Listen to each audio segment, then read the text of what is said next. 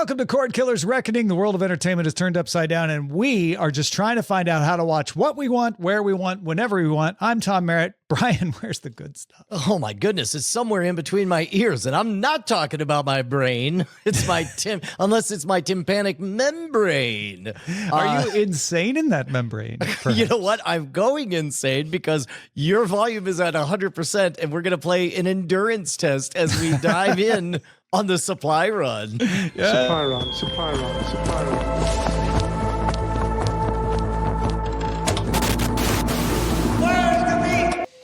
You know, ever since we started using this sounder, the Where's the Beef sounder, I think of Where's the Beef way more often than I used to.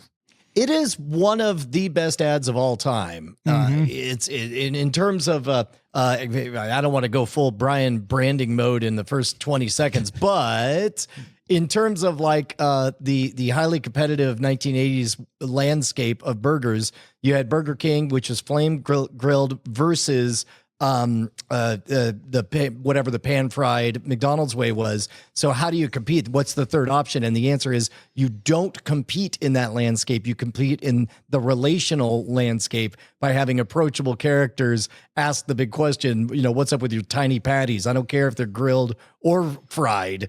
It was brilliant for its time. Brilliant stuff. Akin to the brilliance of Netflix marketing. Ah, well played, sir. Netflix added 18.9 million customers in Q4. That is the largest quarterly gain ever for the company, bringing it to a total of 301.63 million subscribers worldwide. Yes, Squid Game Season 2 helped. Yes, the NFL live and Beyonce doing a halftime show helped. But really, the biggest mover was Jake Paul and Mike Tyson driving a record day of signups. Now, this is the last time we'll get to talk about this number because the company is no longer going to report subscriber numbers going forward in 2025. It's going to switch to focusing on profitability when it talks to investors instead of growth. If you've been paying attention to me, you're tired of me saying we are moving from trying to acquire customers to consolidating and monetizing them. That's exactly what Netflix is doing. The company announced it will raise prices on its plans in Argentina, Canada, Portugal, and the United States. Specifically in the U.S., prices are going up anywhere from $1 to $2 per plan.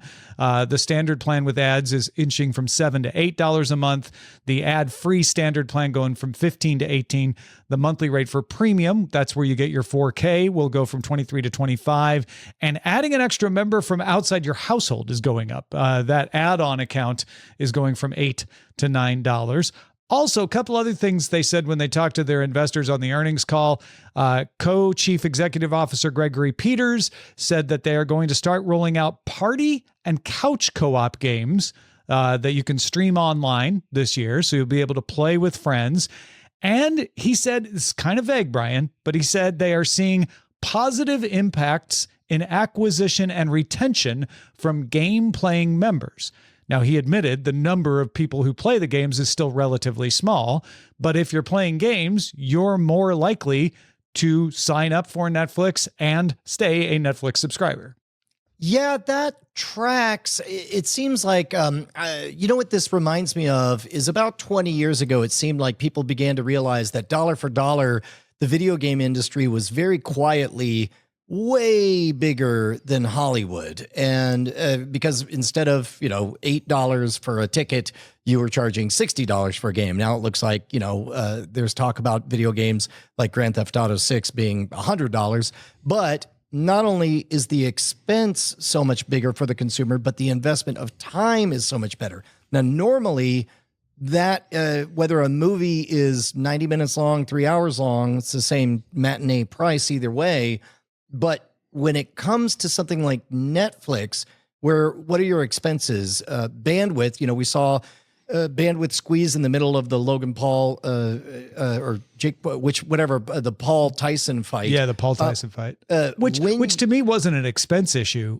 so much as a provisioning issue. The traffic just came from unexpected places, right? Exactly. And I would imagine that several of the games, I'd be curious how many of them are streaming versus on-device games, because a lot of them they install, and if they're running on-device, all of a sudden you don't have to provision for as much bandwidth. Right. And meanwhile, you're still deepening the relationship, because what Netflix is doing is they're charging a binary fee to stay in the ecosystem. So they win, air quotes, by getting people to love their service so much that they cannot conceive of dropping it. When I was a kid, that's the way it was with HBO.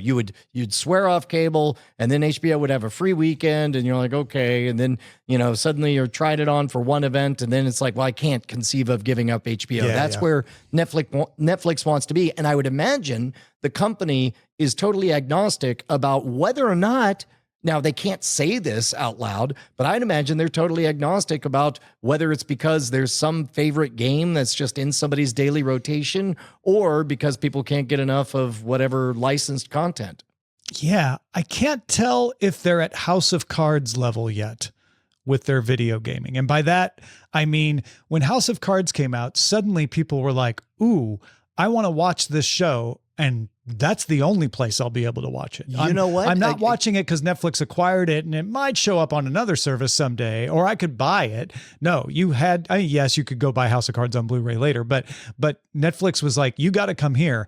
I don't know if they have that kind of thing for their games quite yet. Tom, it has been a minute since we've had such a strong connection between a story and an email from the chatter segment that I feel the need to steal from the segment in the pull future. It on up. Sean wrote us saying, Tom, Brian, and Amos, I flicked on the Netflix and was shocked to see what initially he thought was soon to be a release strategy game, Civilization 7 ad before logging into his profile. Boy, was he surprised. It was a QR code to Civilization 6 on the mobile edition, and it's a version that is exclusive to Netflix subscribers. Apparently, they've had this game released on Android and iOS, he assumes, since early December 2024, so I guess just a month or two ago, but he included receipts. He actually took a video of the preview on there, and the moment I heard that, Civilization 6, of course, being a turn-based strategy game that could be, I assume, is all running on device. It is a AAA top-tier title that is well-respected. I think that is exactly the kind of game, and as a matter of fact, to see if I could get the same ad, I opened up Netflix to watch The Good Place for the full experience. And the first thing I saw was Monument Valley 3, another title that was... Okay. Civ 6 is more Walking Dead, right? That's something that was out, but you couldn't get it on mobile till now. And Walking Dead was out, but you couldn't watch it on demand streaming until Netflix got it. Or Breaking Bad. Maybe Breaking Bad's a better... But you get where I'm going with that. Yeah, sure. Monument Valley is Lilyhammer. Yes. Right? Yes. It's exclusive to Netflix outside of, its home country.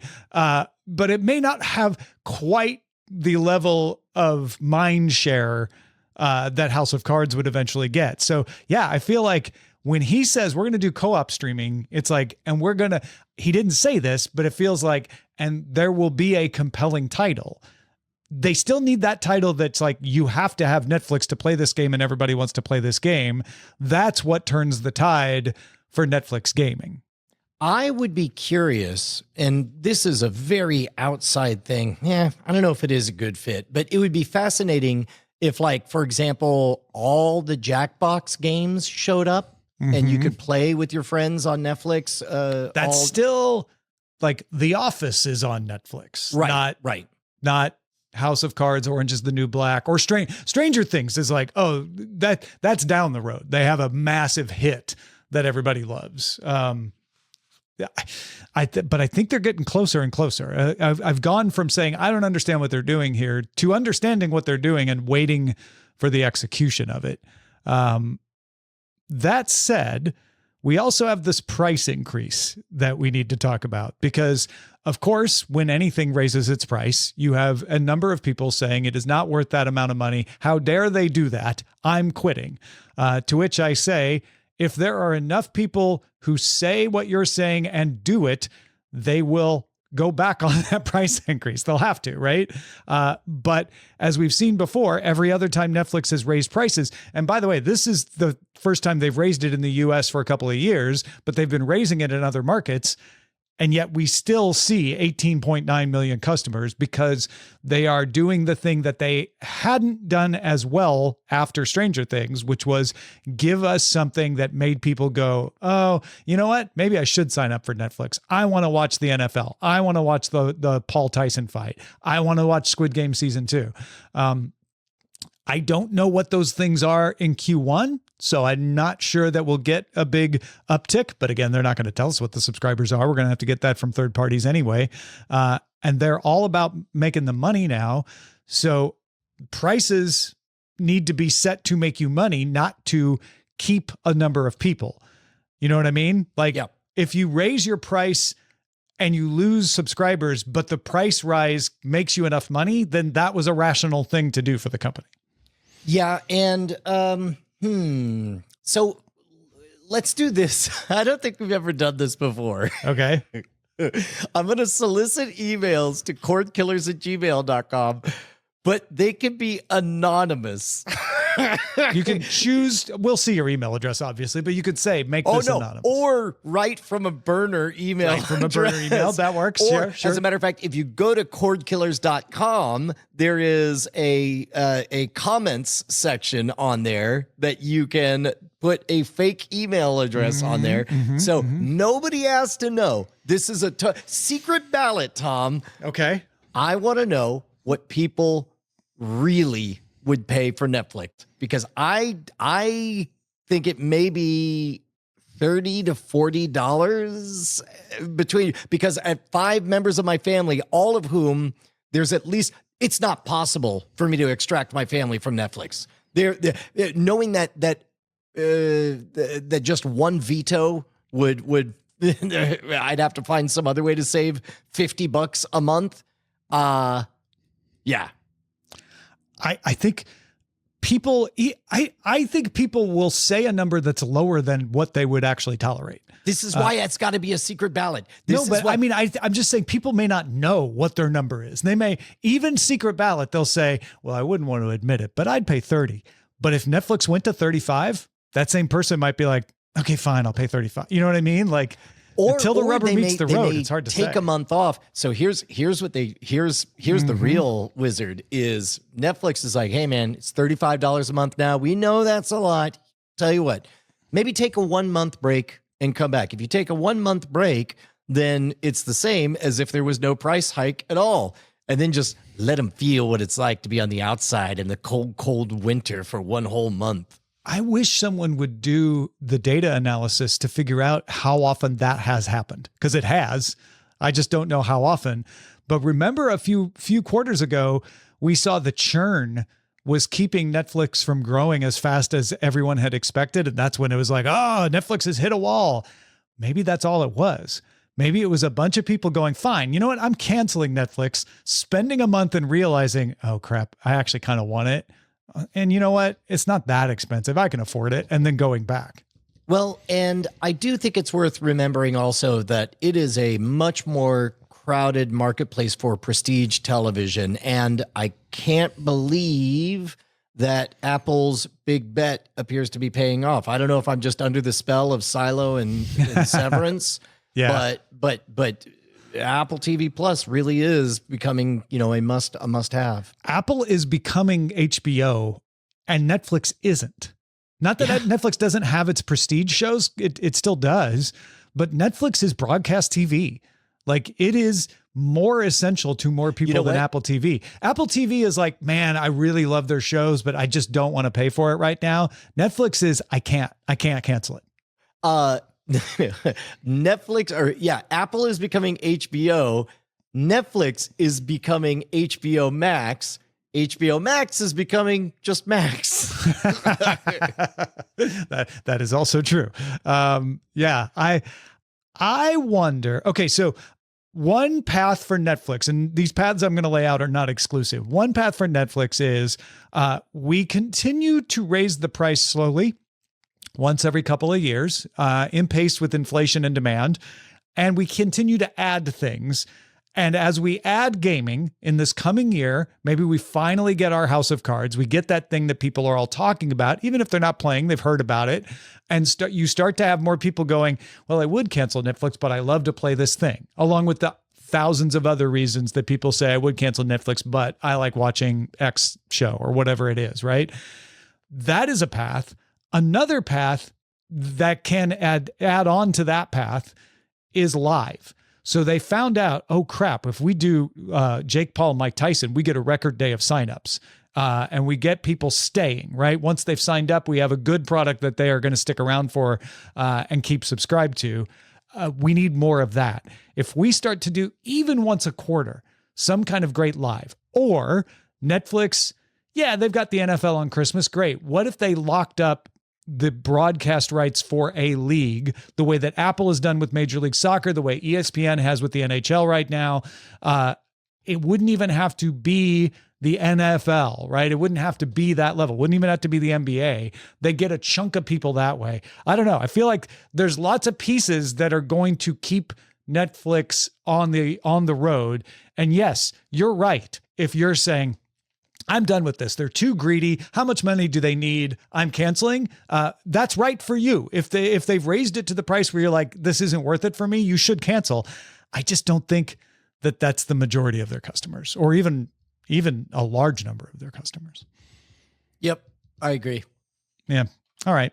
Well, how can we do that for our Patreon? You know what? We're gonna make a new game, and it's something that's got downloadable content and everything. You do have to have your own hardware. What you need to do is you need to runs on any hardware. Well, it runs on Cardboard OS, by which I mean go get a cardboard box and get the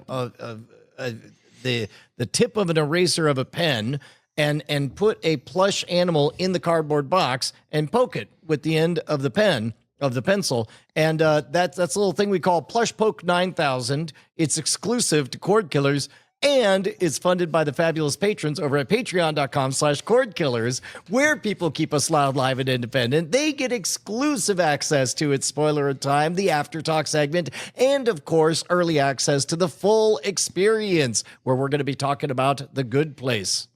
Yes, indeed. Go sign up right now. Patreon.com/Cordkillers. Let's go on to the search party.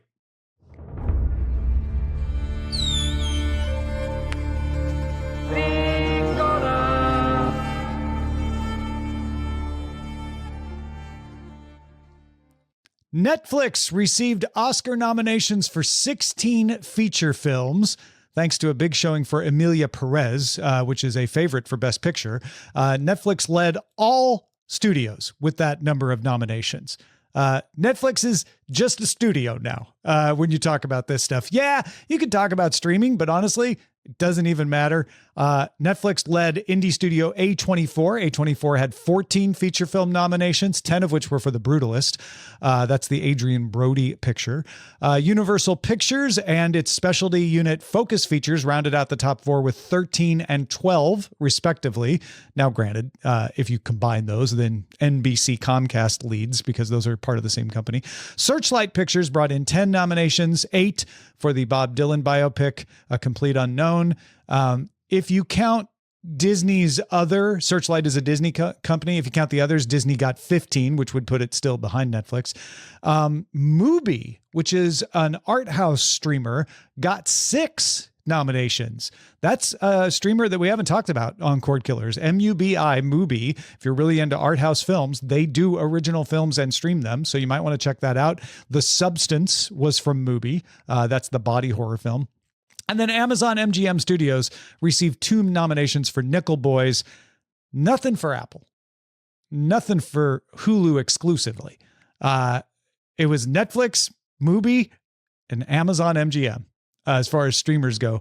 I think we're past the world where we're like, ooh, Netflix got a nomination. Ooh, how many streaming services got nominations? Now it's just who's making good movies again. Yeah, I think that the novelty is finally completely worn off of a cord-killing entity bringing us stuff, which thankfully it makes me really glad that we rebranded as a post-war program. Yes, we are the Woodrow Wilson of cord killing. we are reconstructing, and we're not ruling out that there might not be another conflict on the offing. Maybe we just don't know at this point. Yeah, I was surprised to see Mubi get 6 out of this, and excited to have a reason to talk about it. Or has this been a real bummer of a year in terms of quality motion pictures? I think that we're seeing the last echoes of both the pandemic and the writer's strike. Like it just, I feel like the Oscars are very, I don't know what the right word is, because it's not experimental, it's not artsy. But these are very much the quality films, and you don't see as many of the mass acceptance movies. And I think that's what you're touching on. Like, well, yeah, The Substance is an amazing movie by all accounts, but it's not something you take in the family to, right? I think the last good movie I saw in the movie theater was The Wild Robot. And then the last movie I saw was Joker 2, bless its heart. But did you see like A Complete Unknown or Emilia Pérez or any of those? Like, no, I didn't. Yeah, and I think not because they're bad, but because they are not that kind of mass appeal out there. Yeah, so they're niche. Yeah, they're niche. That's good. That's a good way of putting it. Quality, but niche in their appeal. So maybe that's where we're headed with the Oscars. It's going to be more niche films. And fewer films are going to get that mass acceptance. That's what a lot of people have talked about. CNN CEO Mark Thompson unveiled plans for a new subscription lifestyle streaming service that will emphasize content outside political news. CNN Plus didn't work, so let's do CNN streaming with less CNN in it, said, not what Mark Thompson said, that's what I said. Thompson wrote that they will continue to have a strong presence on Max, but we also believe it is not a complete answer to the future of the great linear CNN experience. Man, look, I ain't here to, I don't pick a side in them culture wars or them political debates, but boy, America looks like that toddler threw a big old fit for 8.5 years and just tuckered out, just tired, tired of it. No more fight. Just going back to sleep, America. That's definitely a valid view on this. If I were to try to explain this, and I think this may be what Mark Thompson is thinking, this is not CNN Plus. I know everybody looks at this and go, wait, CNN Plus barely lasted a month and then it died and now you're doing it again. Also, I, on this very show, have said CNN should just be the news star of Max, that when you subscribe to Max, you get the quality CNN news, et cetera, et cetera. That is what CBS News does for Paramount Plus. It's what ABC News does for Disney Plus. And I think they're going to continue to have CNN do that for Max. I think what they're doing here is recognizing that CNN.com has become a destination for news for people, separate from watching CNN.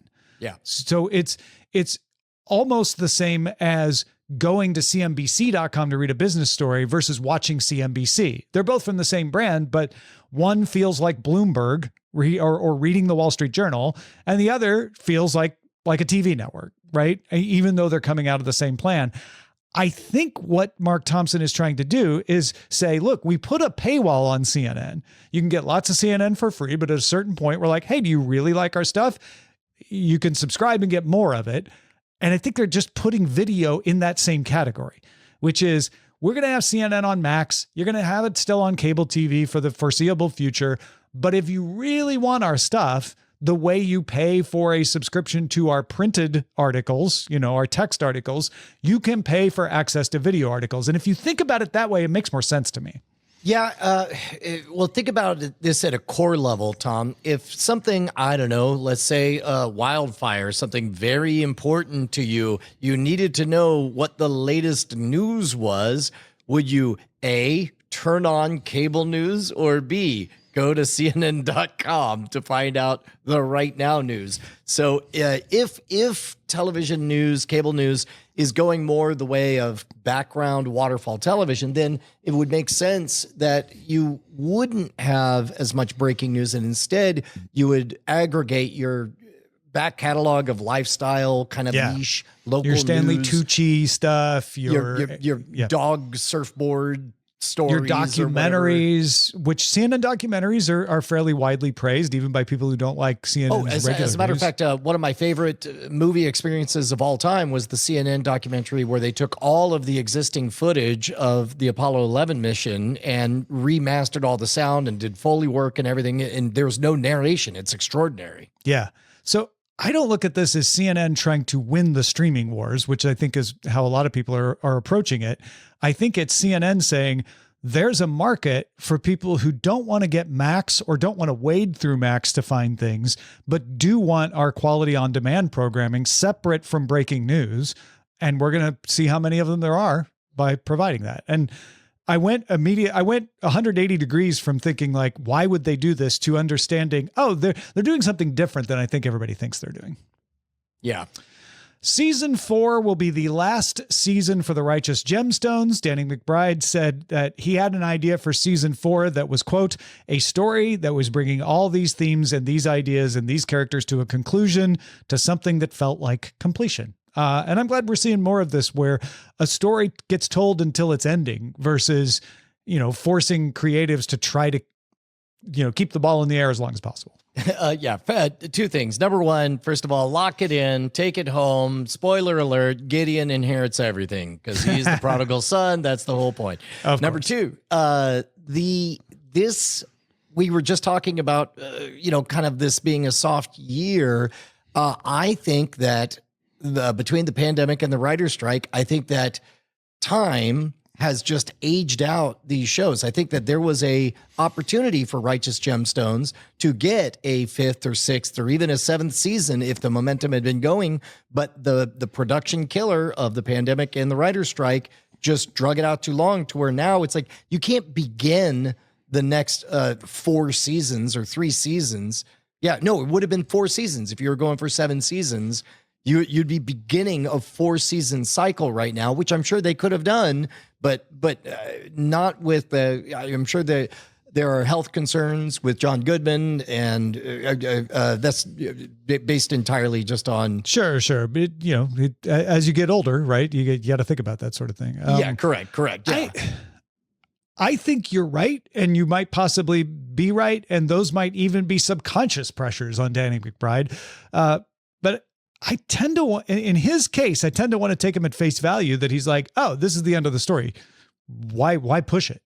Versus I need to come up with a reason why we're not doing a season 5. I'll pretend that I came up with the end of the story. I don't know. And I think everybody in Hollywood, and I'm sure we'll get confirmation of this next time Meryl Barr is on, but everybody in Hollywood has contingency plans. Like, what if a pilot's all you get? What if a season's all you get? Yeah. No, that's true. But I think we are entering a world where it's more often acceptable to say, like, this is the end of the story. Don't make me do more. And I think that is possible in this case as well.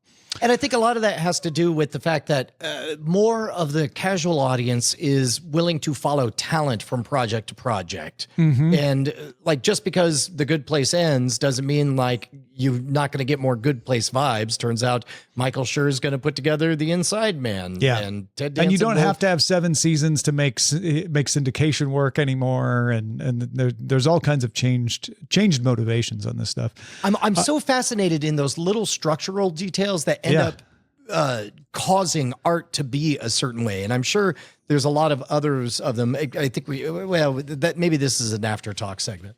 Possibly. But yeah, I looked at this and my first reaction was, it was in the past. My first reaction would have been exactly like, oh, what are the real reasons? But I'm like, no, I think in this case, they might be like, no, we're ending the story. Danny McBride is going to do something else after this. It could have been more Righteous Gemstones, but maybe he's like, no, this is the end of the story. Let's move on to something else. So we'll find out. I also think it's notable that Abbott Elementary is getting renewed for a 5th season, the first ABC series to secure its spot on next year's schedule, the 2025-2026 schedule. and it's doing it on a broadcast network. I don't know. I think Abbott Elementary is a notable exception to the feeling that everything has to be about fire engines, police, or crimes on broadcast TV. And generally it has to be part of a 20+ long year franchise to succeed. Abbott Elementary is not only succeeding on broadcast, it's succeeding on demand on Hulu as well. So I don't know. I think it's worth calling out that it's getting another season. That's all. Yeah.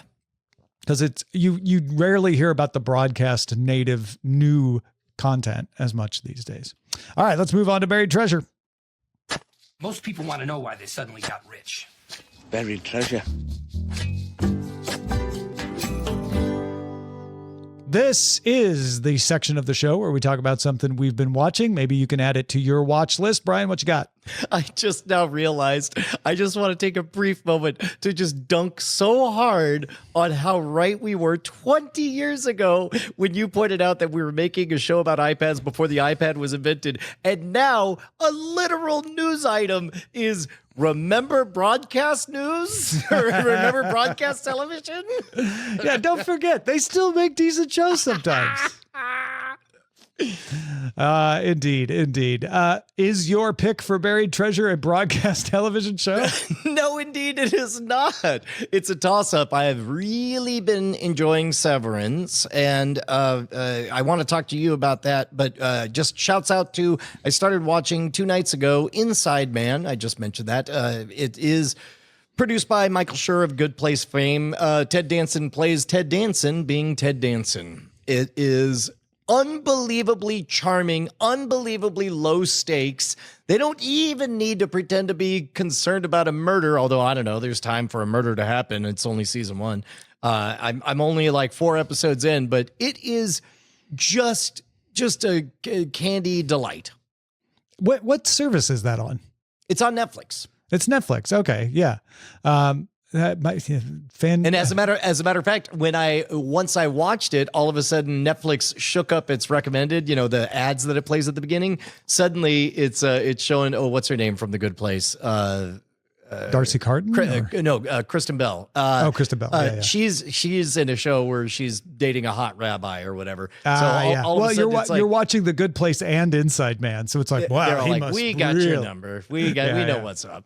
Well, let's talk about Severance. I am caught up. We have been watching them as they come out. Where are you in the watch? I am caught up, and I think it's non-spoilery. Minor spoilers for I'll do talk around spoilers. Okay. There's a character who tells a lie in the first episode of season 2 of Severance, and you guys both noticed. You're like, that's odd. Why would that happen? I didn't notice until the next day when I was thinking about it. Did you catch that the same character also told a lie to the outside world? No, I don't think I did. Yeah, you know what? Actually, actual spoilers incoming. Okay, so when she's an innie, Helly lies to the other innies. She instinctively knows that she shouldn't tip her hand about whatever happened. And also, we know that external Helly is peeking in on innie Helly's progress, doing whatever. Internal Helly or external Helly. Oh yeah. Lies okay, stop to right the there. board. Stop right there. Let's move this to spoiler in time on After Talk. Okay. All right. Then because I do know what you're talking about, and I didn't notice it. Right. That's interesting. Okay. Yeah. Okay. So we can speculate about the game. Also, it is worth, if you are watching the show, there's a side-by-side of the real-time lining up between episode 1 and episode 2. Did you see this? No, I haven't seen that. Okay. That's cool. In episode 1, you get the innies showing up. And at first it's Mark coming in confused, and he's right. And you get their story of what's happened since last season. Correct. But you'll notice there's Mark comes out of the elevator, then Dylan comes out, then Irv comes out, and then a beat, and then Helly comes out. Mm-hmm. That is all an unbroken shot in episode 1. In episode 2, there is an unbroken shot of equal length of their Audis going in. Mm-hmm. And when you see them side by side, it completes the picture. They timed it down to the second. That's beautiful. In order to have those. I don't know. I adore the craft on that. Well, the point here, folks, is that Severance season 2 is still really good. So if you haven't been watching it, you might want to catch up on it and get back into it. Or if you've been watched season 1 and you've been putting off season 2, yeah, rational to wait till it's all out and just binge it at once. I get that, but I can't do that. I'm enjoying it too much. So that's it. Inside Man on Netflix, Severance on Apple TV Plus. If you got something we should be on the lookout for, email us, cordkillers@gmail.com.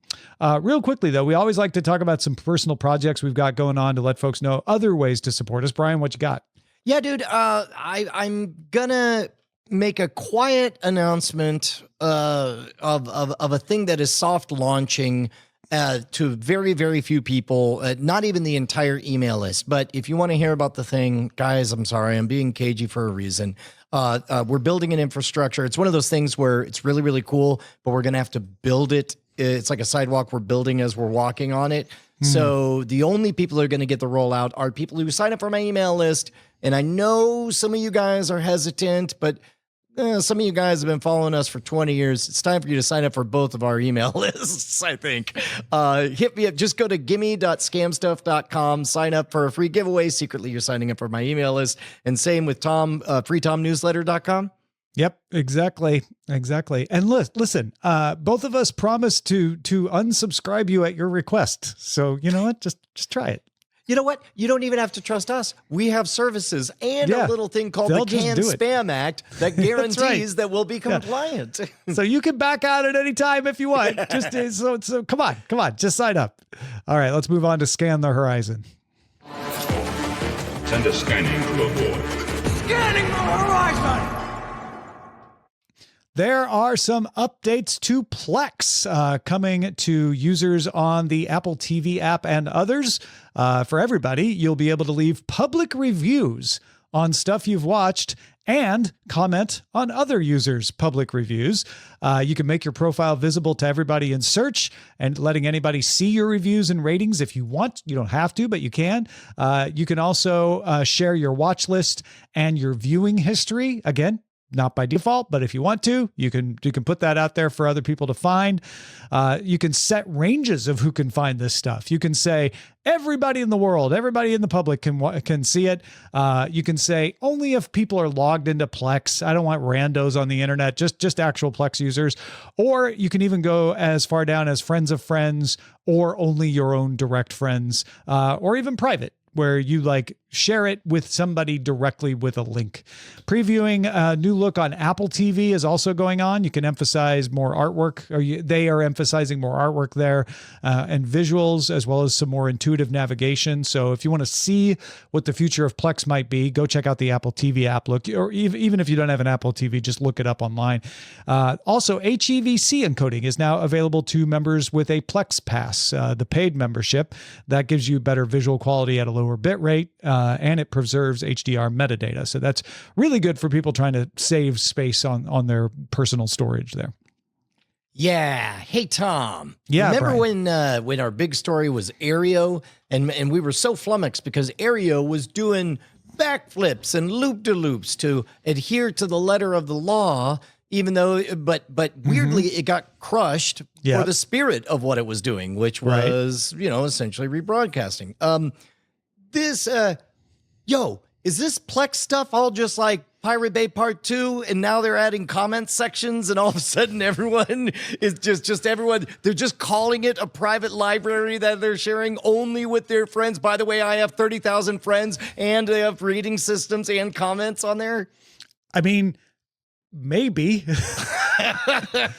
However, Plex is on pretty solid ground because they are very careful never to induce. That's one of the things that brought down some of the early file sharing apps in the early part of the century, was they were encouraging you to pirate. Plex never does that. They're very good at that.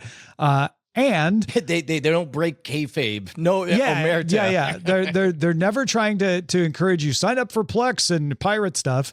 Also, everything they do on the technical side is well tested in court. Aereo was trying something entirely novel, and the Supreme Court eventually said, this is a distinction without a difference. You know, you're saying those are individual antennas, but they're not.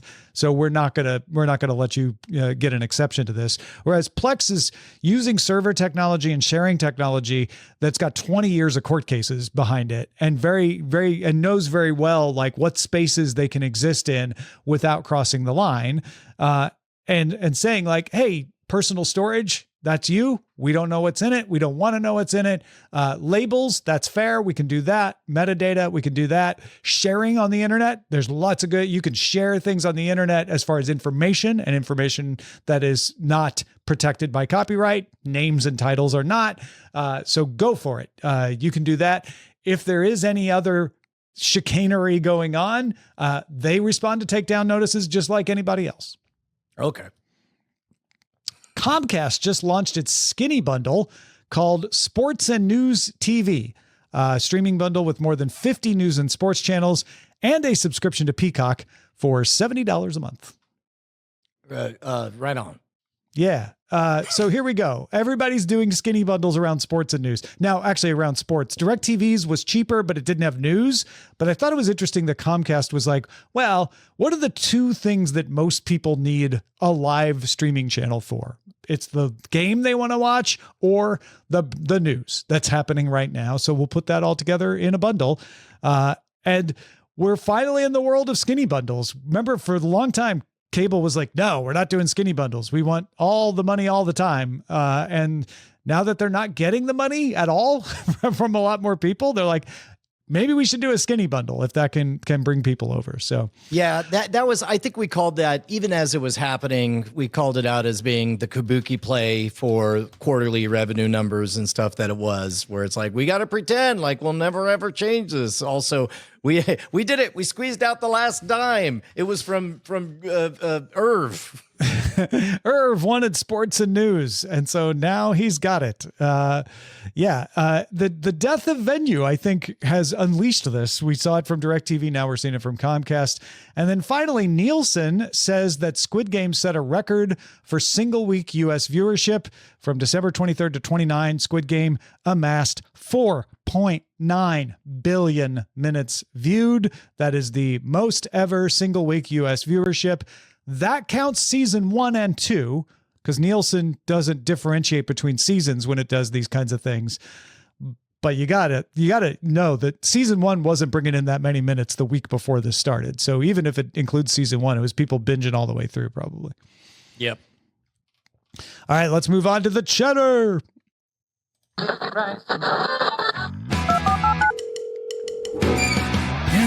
got mail. Our grateful boss, John, writes, Dear Cordkillers, I'm so happy Brian got a new board. I can now tell him it's him talking instead of Justin Robert Young. Yeah, I'm that guy that got them mixed up a few years ago. I can honestly hear the difference, and I can now hear in Cordkillers the same timbre in his voice as I can hear in Brian's other more heavily produced video projects. Electrical engineer by day, amateur church soundman by weekend, John. I'll tell you what, John, when it comes to the quality right out of the box, the the Rodecaster Pro 2 is a fine device. Maybe a little bit too fine, a little bit too automatic here or there, because we definitely just found out some automatic switches got flipped just as we went live on this program. We'll get back to you on that. And then Norm writes, Hey boys, I've heard a lot not so good about the Section 31 movie. Was wondering if you guys planned on watching it. Figured maybe you could watch it between full experiences. Just an unasked for suggestion, Norm. I'm not going to lie, Tom, when I dropped that in to the doc, I only half read it, and I thought it said, partly because there was a typo, I thought he was saying that he did hear good things, and the only thing I had read was a scathing, excoriating, what the hell is this? It's definitely not Star Trek review of it. And now hearing that it might be so bad it's good, question mark, I kind of do want to watch it. Should we slot it in? We've got 2 more weeks of The Good Place, this week and next week, but I could do it. Then we could go to The Bad Place. potentially The Bad Place. I have heard Section 31 doesn't connect to the rest of Star Trek very well. So if you're looking for that, it's like it could have existed on its own. It really doesn't connect to the rest of Star Trek, which, for lore nerds, that's disappointing. I have heard that it probably should have been a TV show, that it doesn't count as a movie. It feels like a pilot versus a movie. And that probably is down to the fact that this was supposed to be a TV show and a pilot for a TV show at some point. But I hadn't heard anything scathing about it yet. I hadn't gone looking either, but I also hadn't heard a whole lot of good things. I brought it up over the weekend when Eileen and I were just sitting watching the rain and trying to find things to watch. And we did not end up watching it. It did not make it, to the top of the list, even though we were both sort of interested in it. So, but yeah, I'd be committed to trying it out between full experiences. So yeah, I'll pencil that in. Thanks, Norm. Right on. Folks, our website is cordkillers.com. Our email address is cordkillers@gmail.com. And we are live at twitch.tv/Night Attack Mondays at 7 p.m. Eastern, 4 p.m. Pacific. I reckon we'll talk to you next time.